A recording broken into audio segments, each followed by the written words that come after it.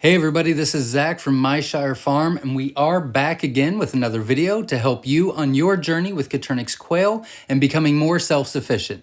As you can see by the screen, we are doing a quail for profit video today. We have a playlist going on our YouTube channel, Myshire Farm, and if you go to the playlist tab, there is a playlist called Quail for Profit. You can check that out, and we have many videos on there to help you start or continue your journey with Quail for Profit. And we hope that it helps. Today we're going to be talking about record keeping, but obviously before I do that, if you would be so kind to hit the like button, support the channel, and don't miss our upcoming videos by hitting the subscribe button and the bell icon and click all to get notifications for future videos. And remember, every Sunday at 7 p.m. Eastern Standard Time, we go live right here on our YouTube channel, Myshire Farm, for a live Q&A. We have a lot of fun. I hope you can join. It's a great community, and we do a lot of fun stuff. So hopefully you'll be able to check that out. But we are going to do our record keeping. Now, this is very simplistic. I will let you know that in advance. This is what we have done throughout the years. We have modified it to what works best for us. It is simple Excel spreadsheets, but I thought that this might help what we do. I did transfer all of this to our regular iPad that we use for the quail barn. So this is what we use. I just didn't want to put the actual numbers in there. But this is what we do. We'll go through each one real quick and show you how we do it. But this is obviously just an Excel spreadsheet, and we'll go through them real quick. But this is Record Keeping Quail for Profit by Myshire Farm. Here we go. Hit the like button. So first and foremost, we have date placed in incubator. So we'll just say the date placed was 11/01/2021. Okay. Number of eggs placed, we'll do 240. The condo number and color. Now what this is we have over 74. We have over 74 condos. We've got 11 cages, but each one of them has 3 to 4 layers on them. So each layer is a condo is how we use it. But you can do cage number, whatever you want to do. Condo number and color. So we're going to say it came from condo number 3, and they are jumbo wilds. Now, the date, that's going to drive me crazy. I'm not going to be able to do it. Sorry, everybody. Here we go. Date candled, well, would be 15 days from the first. So we're looking at 11/16/2021. Fertility percentage. So obviously, after we candle, we'll find out how many is going to lock down and get our fertility percentage from there. So we're just going to make it real simple math for me because I am already struggling. So we're just going to say 50%. It better be a lot higher than that, but we'll just say 50 for fun. Number of eggs in lockdown. Well, if 50% were fertile, that means out of the 240, 120 went into lockdown. See that simple math? Date started to hatch. Well, we put them in, we candled on the 16th, so we'll say they started hatching on 11/18. Again, this is just examples. I might be wrong on my dates. I'm trying to go as fast as possible. And then date hatch ended. And this is all the information that we keep to better our records and help us be more familiar and more educated on our Coturnix quail. But date hatch ended, we'll say, is 11/21.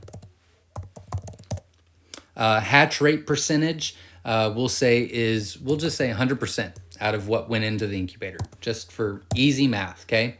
Hatch true percentage, well, these are jumbo wild, so they hatch 100% true, so we'll also say 100%.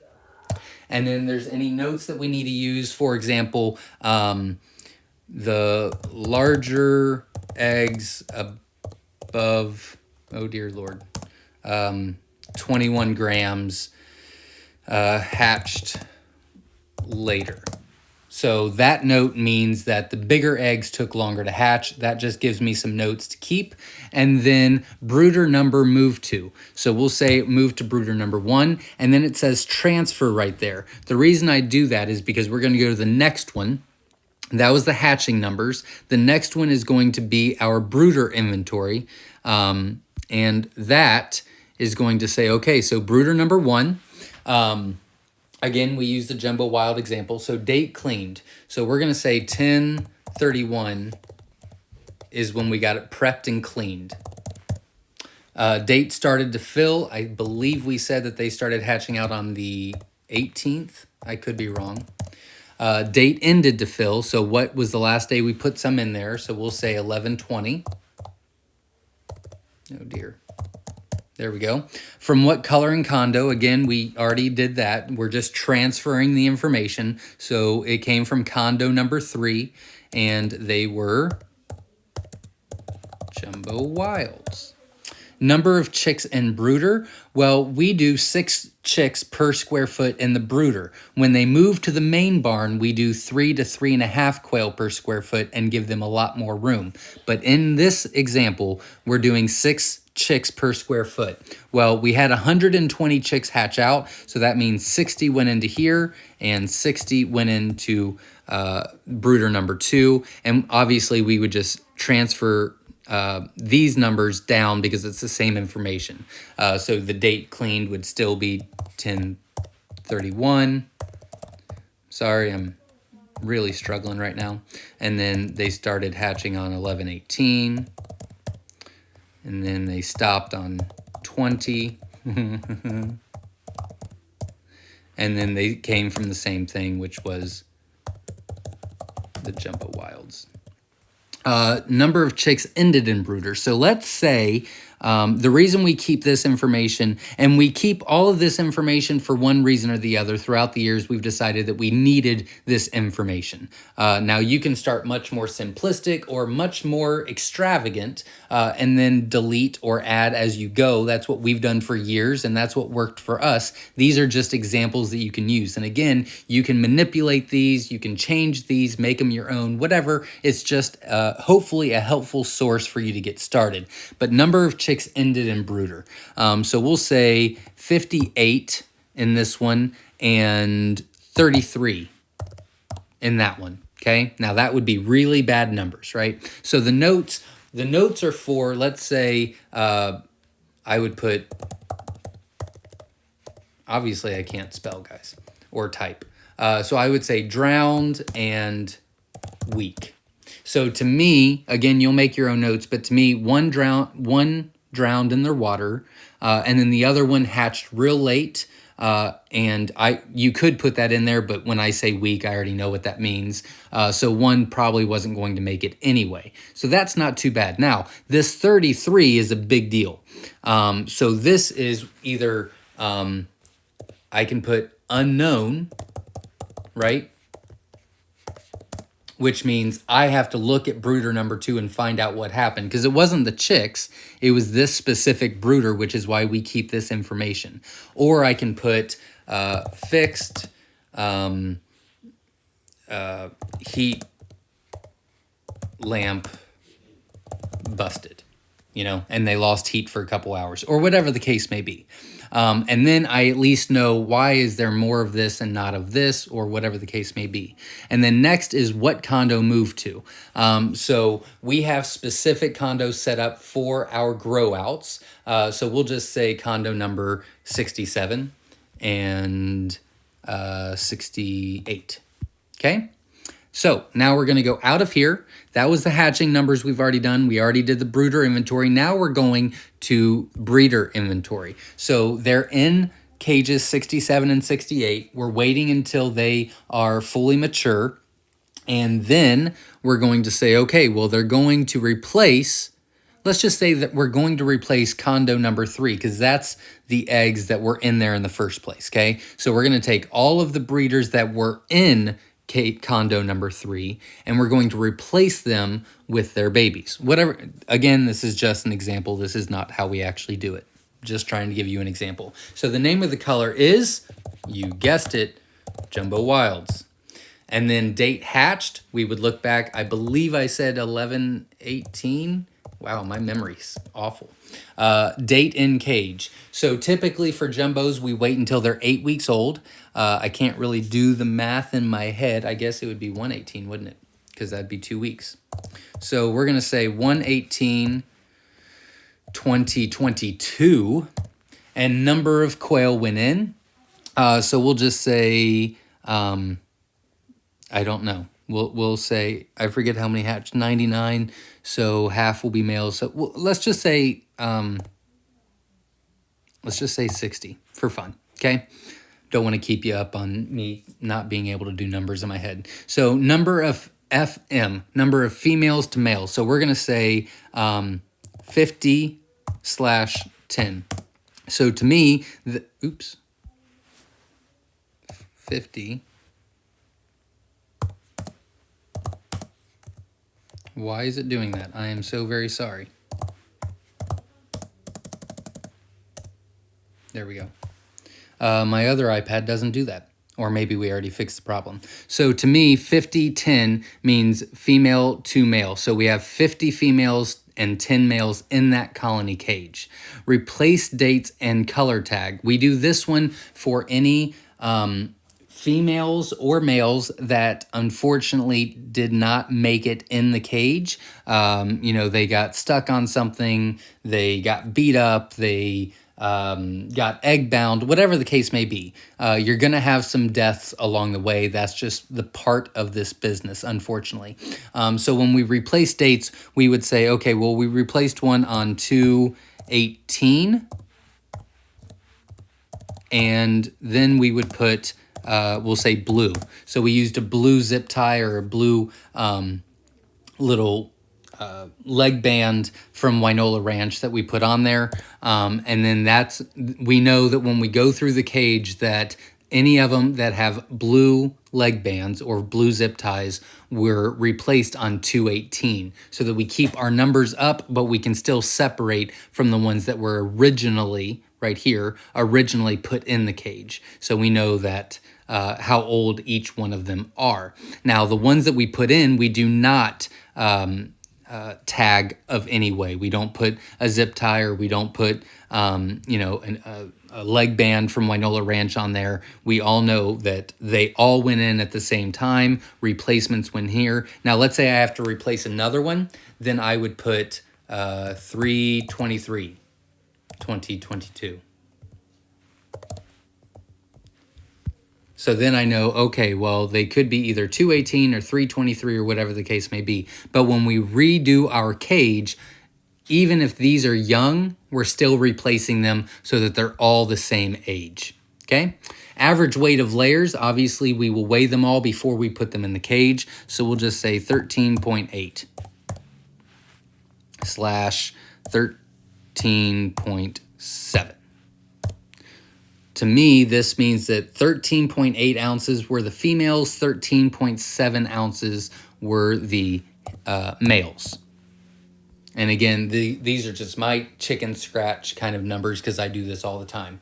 Average egg size, obviously, they've been laying for about 4 weeks before we put them in there. So when we put them in there the first week since we moved them, we collect them all. We do the average egg size. So let's just say 18 grams. Now, we don't measure again. We only do it for the first week once they're in there. Now, any notes? We had a water leak, and we'll just say water leak for right now. We had a water leak or cage door left open. Okay, now the reason I put these notes in here is because when I'm looking at the rest of this, I'm going to need to know why numbers dropped or we had more calls or whatever the case may be, which I'll get to in a second. But these notes will help me determine if I've got an issue with environment or I've got an issue with the birds themselves or whatever the case may be. Now, date replaced males, because we replace our males twice a year.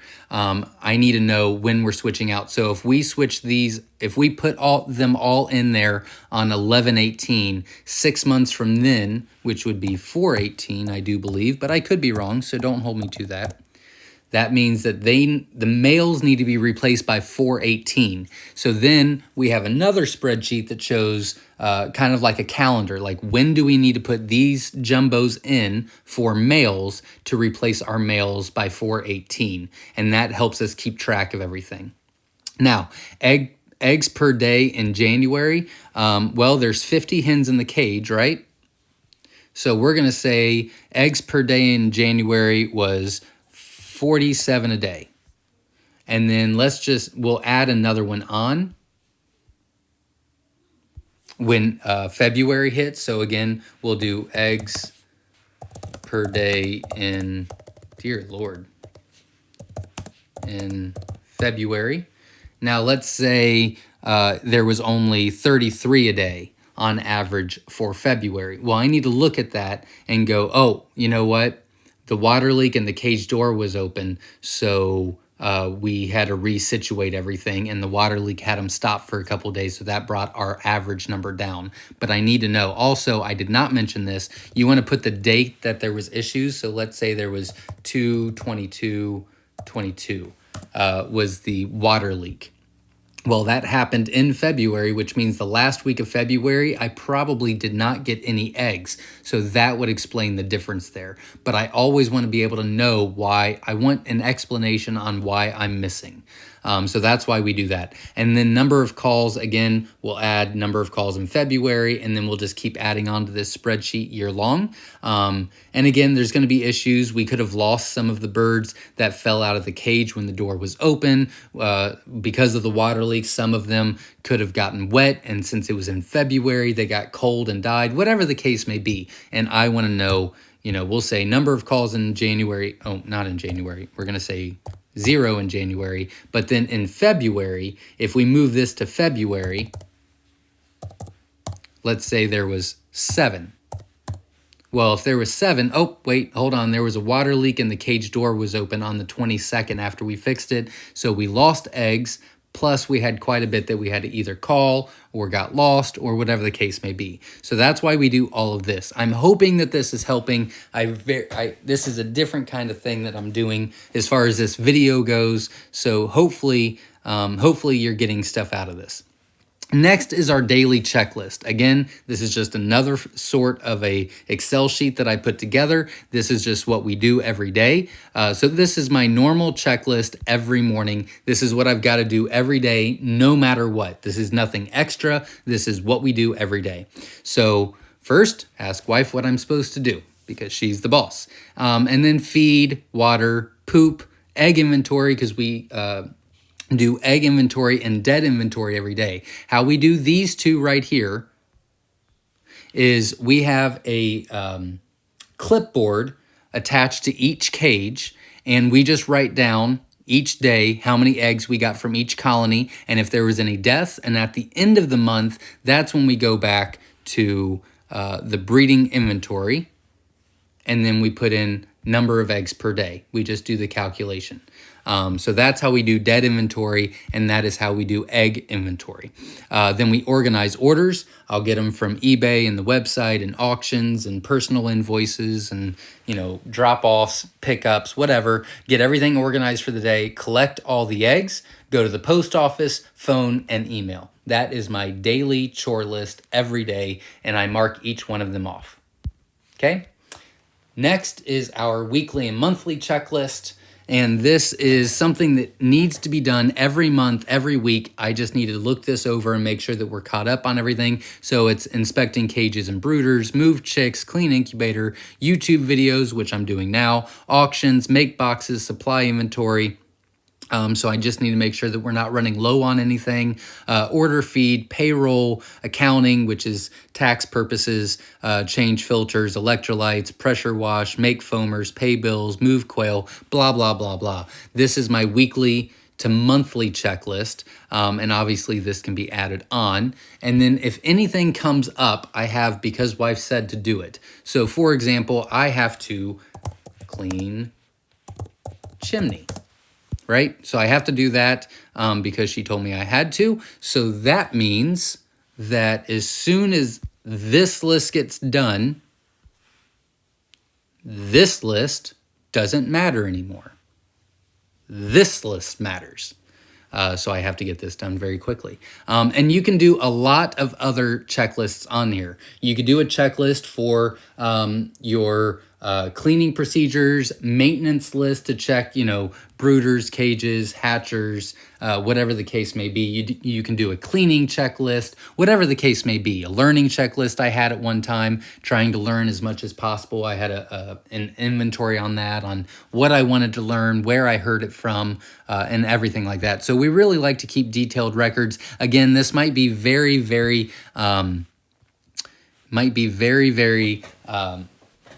simple for a lot of you. I am not very good at Excel or the computer in general, but that's what we've came up with, and it works for me. Hopefully it'll work for you, and if not, hopefully you can find a better way to do it. But that is record keeping in a nutshell by Myshire Farm. Again, if you could hit the like button, support the channel, and don't miss any upcoming videos by hitting the subscribe button and hitting the bell icon and click all to get notifications for future videos of our live Q&A every Sunday at 7 p.m. Eastern Standard Time. So I hope that helped. Let me know in the comments if it helped or not. Make sure you hit the like button, and remember, every Sunday, 7 p.m. Eastern Standard Time, we go live right here on our YouTube channel, Myshire Farm, to help you on your journey with Coturnix quail with a live question and answer. So until then, we will see you next time. Have a great day.